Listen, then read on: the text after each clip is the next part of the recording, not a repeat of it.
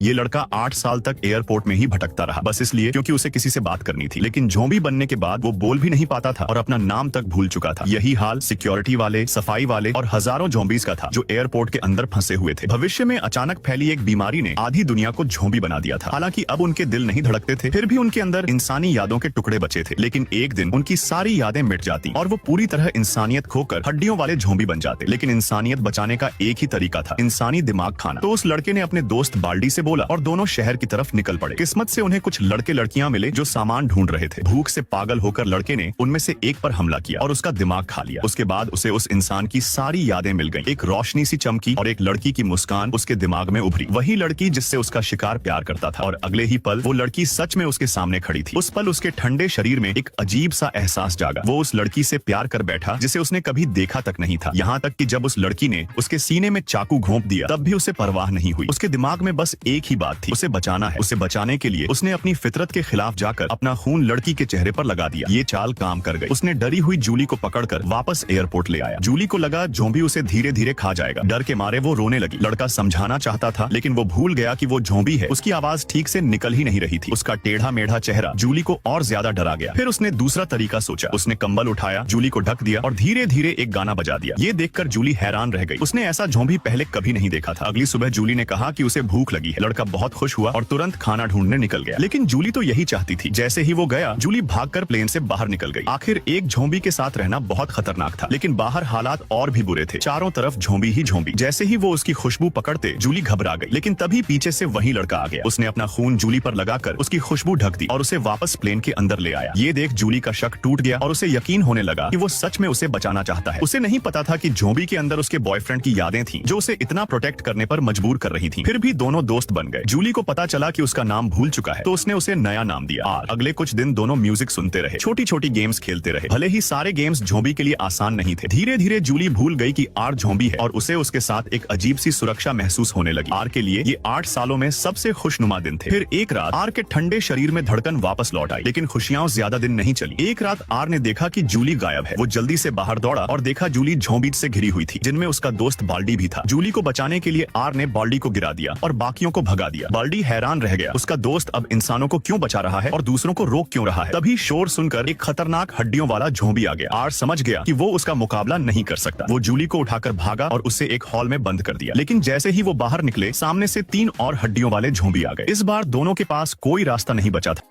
और फिर video like करने पर पार्ट 2 मिल जाएगा। अगर पार्ट